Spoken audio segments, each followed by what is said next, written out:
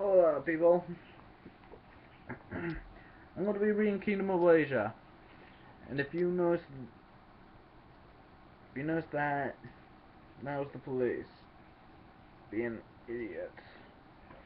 It's,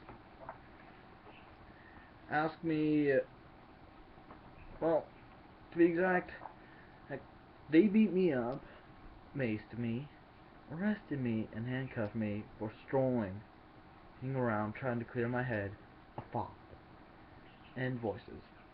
The voices are usually helpful with my stories. So, besides the fact that I can't put my left hand behind my back anymore, and my wrist hurts. Besides that, I'll be reading you Kingdom of Alasia. The introduction's pretty short, so I'll be able to read the introduction and probably the first chapter during this video. Oh yeah. Kingdom of Alasia. Introduction. Welcome to Alasia, the fourth kingdom along the edge of the Phoenician plains.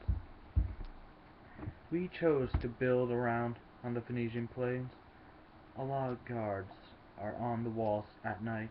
No one knows why. We won't dare to check over the wall. The many howlings at night made the villagers, guards, and ruling officials restless. It affected all of our work, and now the village is close to breaking out in a riot.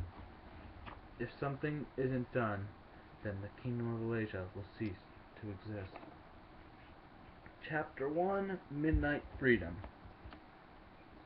The night is young, yet we are to be executed at the block, spoke the angry man.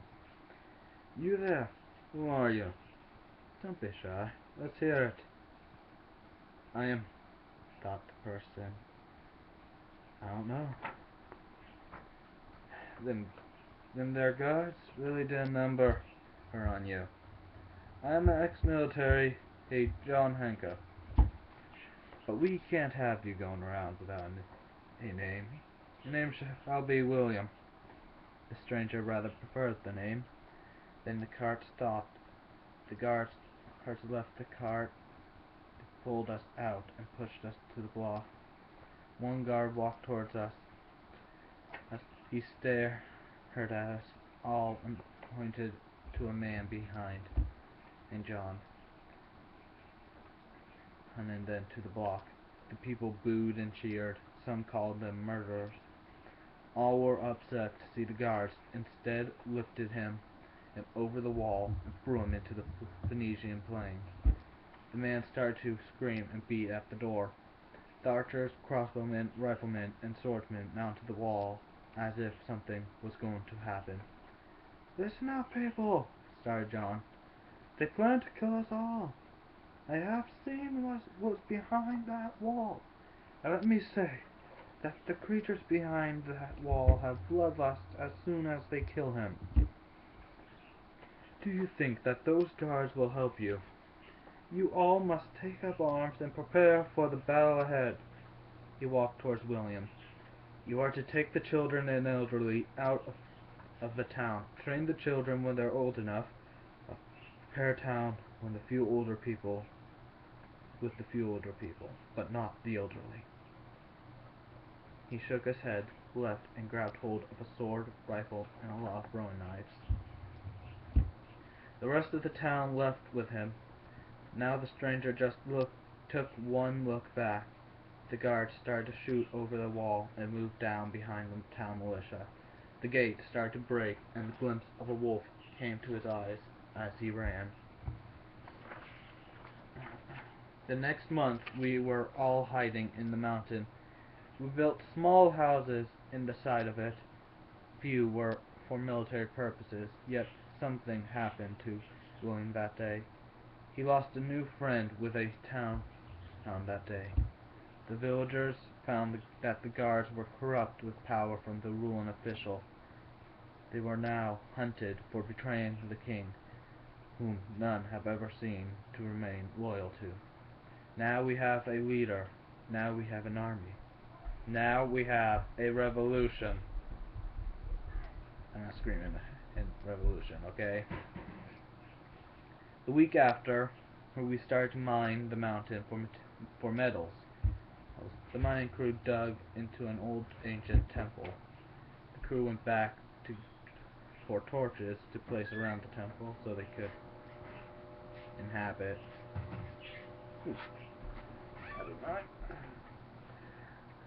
okay, where am I? To inhabit it. They walked towards a blue glowing door. Most of the miners ran, saying that this place is cursed. The others grabbed their hammers or some pick to break the door down. The door didn't move, crack, or creak, but stood there as if nothing was ever going to reveal the contents behind it. The miners chose instead to mine around it. They broke the wall and entered the room, coming out with a book. William was busy yet training the young how to fight. The miners walked in, bringing the book to him. He just stared at them and then handed the book and brought the book to his house he owned. The book to everyone else was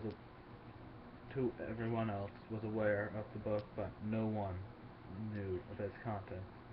The following years may tell.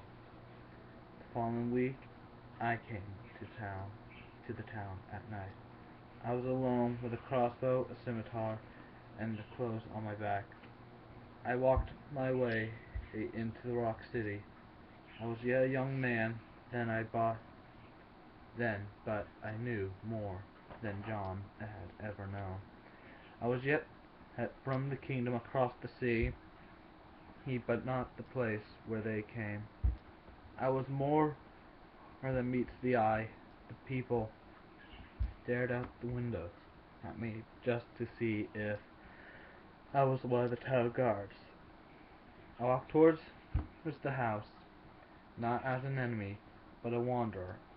The house was plain to the taste, but then again, it is for plain rebels. I walked around the house in search of him. Instead, he found me. I saw William for the first time and thought that he would need a specialist at war to help him on his quest for total freedom. I volunteered to him so I could help his men with more than just small raids on caravans into the mountains. I was the escalating point of this war. And that'll be all for today. Lastly, who here thinks it's wrong to beat a person up and mace him, arrest him, and handcuff him to a bed or strolling around trying to clear his head of thoughts? Who thinks it's wrong that